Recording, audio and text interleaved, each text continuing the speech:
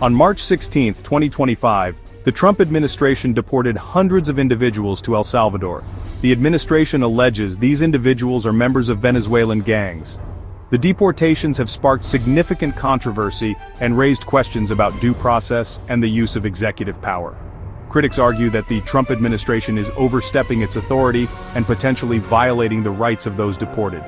They also express concerns about the conditions these individuals will face in El Salvador. The situation has ignited a fierce debate about immigration policy and the treatment of individuals suspected of gang affiliation. The deportations highlight the ongoing struggle over immigration enforcement in the United States. The Trump administration has consistently taken a hardline stance on immigration. This has included increased deportations and stricter border control measures.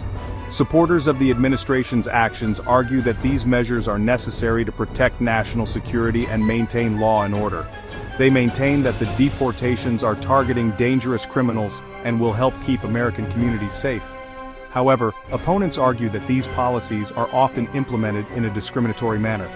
They point to instances where individuals with valid claims for asylum or legal residency have been unjustly targeted for deportation.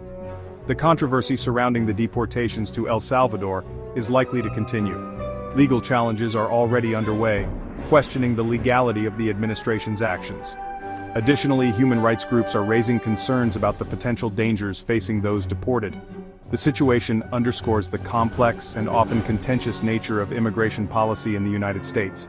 It also highlights the need for a balanced approach that respects both national security concerns and the rights of individuals. The Trump administration's decision to invoke the Alien Enemies Act to facilitate the deportations has further fueled the controversy. This act, dating back to 1798, grants the president broad authority to detain and deport non-citizens during times of war. Critics argue that the administration's use of this law is a dangerous overreach of executive power. They point out that the United States is not currently engaged in a declared war with Venezuela. Furthermore, legal experts have questioned the applicability of the Alien Enemies Act in this particular context. They argue that the law was intended to be used against individuals posing a direct threat to the United States during times of armed conflict. In this case, they argue, the administration has failed to demonstrate a clear and present danger posed by the individuals deported. The use of the Alien Enemies Act raises serious concerns about the erosion of due process and the potential for abuse. Critics worry that this could set a dangerous precedent, allowing the government to bypass legal safeguards and deport individuals based on limited evidence or arbitrary criteria.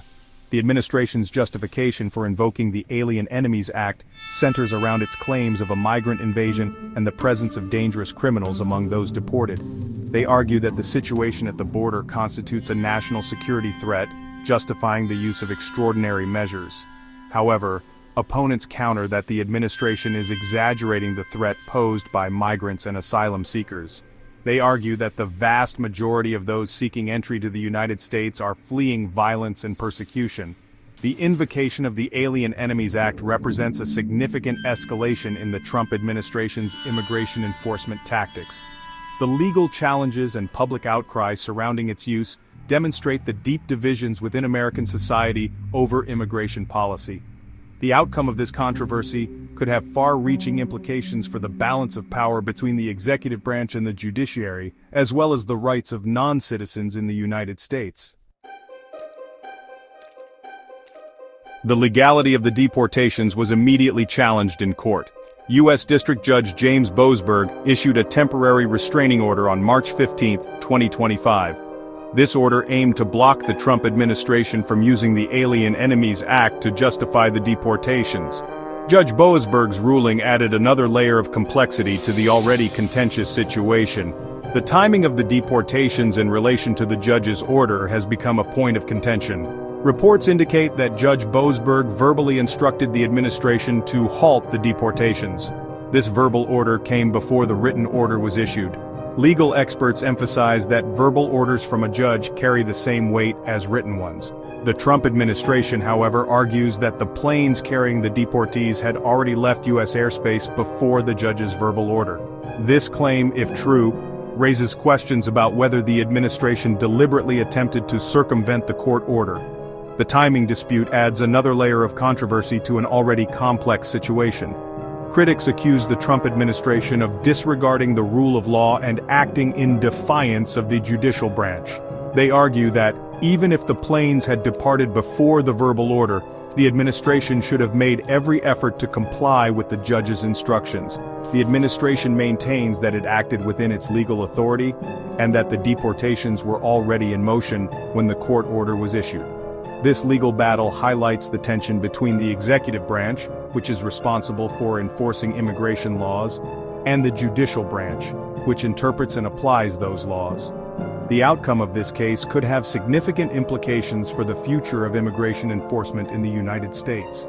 It also underscores the importance of a fair and impartial judiciary in upholding the rule of law, particularly when it comes to matters as sensitive and consequential as immigration. The arrival of the deportees in El Salvador has been met with mixed reactions. El Salvador's president, Nayib Bukele, confirmed that his country had received the individuals deported from the United States. These individuals were subsequently transferred to the Center for Terrorism Confinement, or CCOT, a facility known for its harsh conditions. The United States has agreed to provide El Salvador with $6 million to assist with housing and supporting the deportees. Human rights groups have expressed serious concerns about the conditions at CCOT. This prison, the largest in the Americas, has a capacity of 40,000 inmates. Reports indicate that inmates at CCOT face overcrowding, inadequate sanitation, and limited access to healthcare. The decision to house the deportees at CCOT has drawn criticism from those who argue that it constitutes cruel and unusual punishment. They point to the already dire conditions at the prison and the potential for further deterioration with the influx of new inmates. The financial arrangement between the United States and El Salvador has also come under scrutiny. Critics view the $6 million payment as a way for the United States to outsource its responsibility for the deportees. They argue that the United States should be providing more support to El Salvador to ensure the humane treatment of those deported.